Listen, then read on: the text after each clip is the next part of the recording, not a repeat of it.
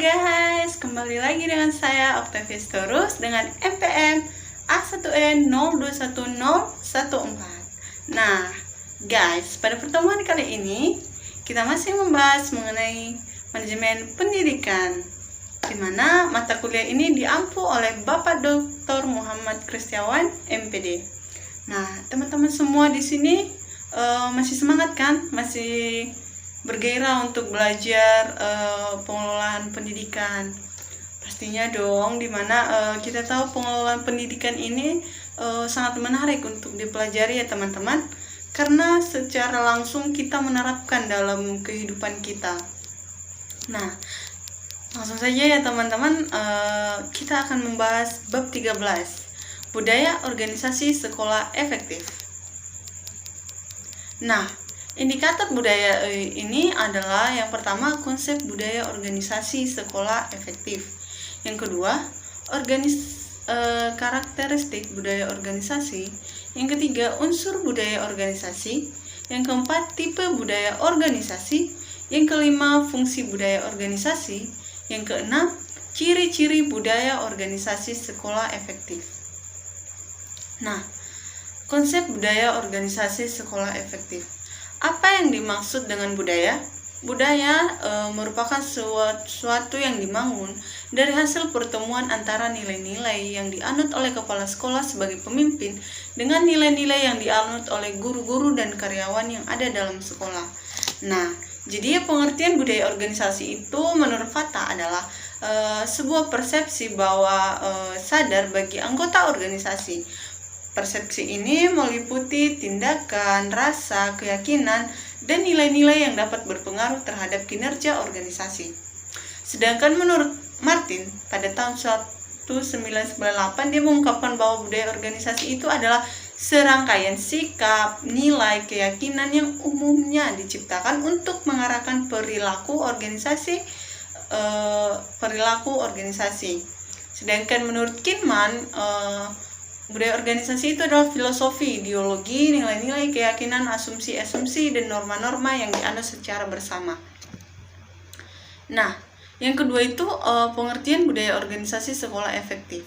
Budaya organisasi sekolah efektif ini adalah nilai-nilai dan norma-norma yang dianut dan dijalankan oleh setiap orang yang ada di lingkungan sekolah. Karakteristik budaya organisasi. Menurut Susanto, karakteristik budaya organisasi yaitu inisiatif individu, adanya toleransi, pengarahan, integrasi, dukungan, pengawasan, identitas, sistem penghargaan, toleransi terhadap konflik, pola komunikasi, dan sedangkan menurut Rahmawati hanya ada 7 budaya organisasi. Apa saja itu teman-teman?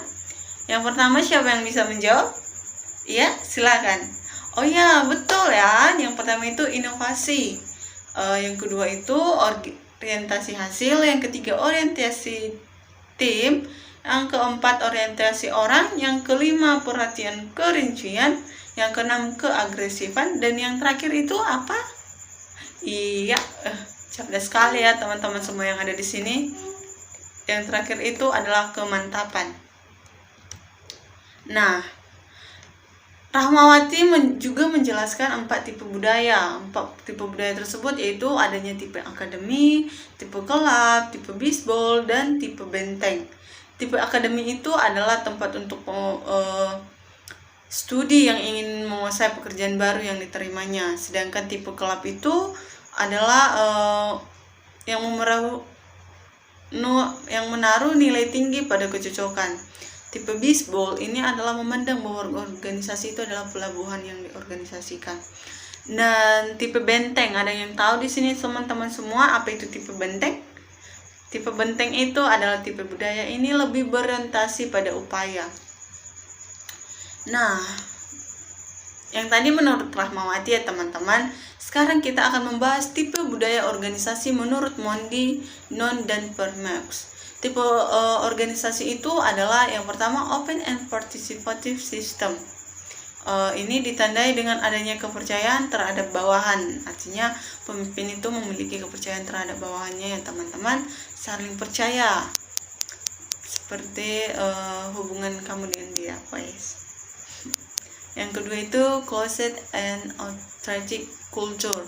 Ini ditandai dengan adanya pencapaian tujuan yang tinggi, namun pencapaian tersebut mungkin lebih dinyatakan dan dipaksakan pada organisasi. Yang keempat, unsur-unsur budaya demokrasi. Apa saja unsur-unsur budaya dalam demokrasi? Yang pertama itu asumsi dasar, yang kedua adaptasi, yang ketiga citra dan benda yang khas, yang keempat acuan perilaku, yang kelima pewarisan, yang keenam berbagai nilai, yang ketujuh pedoman mengatasi masalah, yang kedelapan itu pemimpin, yang sembilan itu seperangkat nilai dan keyakinan yang dianut, ya teman-teman, budaya yang dianut. Fungsi budaya organisasi. Tentunya dengan dibentuknya ada budaya organisasi, tentunya memiliki fungsi yang ingin dicapai. Fungsinya itu yang pertama memberikan identitas organisasi anggotanya, yang kedua memudahkan komitmen kolektif, yang ketiga itu membentuk perilaku. Nah, sementara menurut hikmah ada fungsi organisasi itu yang pertama itu pembeda dari organisasi lain. Sebenarnya hampir sama ya teman-teman. Tadi menurut Fatha itu sebagai identitas. Nah, sedangkan menurut hikmah itu pembeda, artinya setiap identitas dari setiap organisasi itu berbeda. Yang kedua, identitas anggota seluruh organisasi. Yang ketiga itu komitmen anggota di atas kepentingan bersama. Artinya semua itu memiliki komitmen ya teman-teman, di hari atas kepentingan bersama. Yang keempat, perekat sosial. Yang kelima, mekanisme kontrol yang membentuk perilaku anggota. Jadi perilaku anggota itu dapat juga dipengaruhi dengan adanya budaya demokrasi. Yang keenam itu ciri-ciri budaya organisasi sekolah efektif. Nah, bagaimana ciri-ciri budaya organisasi sekolah yang efektif itu? Nah, tentunya ada kerjasama, adanya rasa saling percaya, adanya sikap keterbukaan atau transparansi sekolah,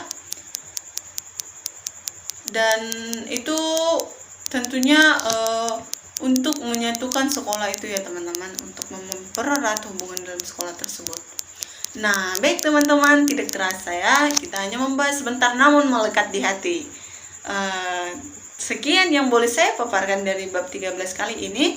Untuk teman-teman yang sudah menyaksikan, saya ucapkan terima kasih banyak teman-teman karena sudah berpartisipasi dalam membantu saya dalam menyukseskan pembelajaran melalui video yang saya berikan ya teman-teman. Semoga teman-teman dapat hikmah dari video yang saya paparkan. Baik teman-teman, sekian yang boleh saya paparkan. Terima kasih. Dah.